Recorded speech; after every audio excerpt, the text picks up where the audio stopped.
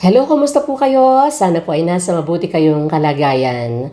Nabanggit po natin noong nakaraan na ang paliligo or taking a bath ay nakakatulong para sa ating magandang brain function. Meron pong paliwanag ang science tungkol dyan.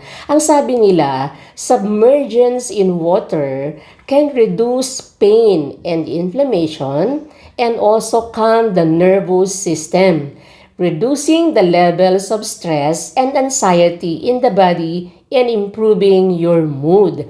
Kaya pala maganda po ang paliligo kasi pag tayo po ay nakalubog sa tubig, halimbawa naliligo tayo sa mga natural bodies of water, sa dagat o saan mga nakalubog po tayo, nare-reduce po yung pain and inflammation at nakakalma ang ating nervous system.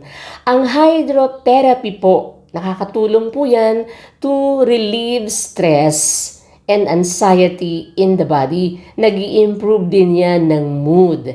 Kaya isa sa paraan nga ng mga panggagamot nila, ng mga naturopathic practitioners, yung hydrotherapy. Nakakatulong po yan sa mga taong mayroong multiple sclerosis at yung pressure po or temperature ng tubig, nakakatulong yon para ma-relieve ang spine ng sakit and discomfort.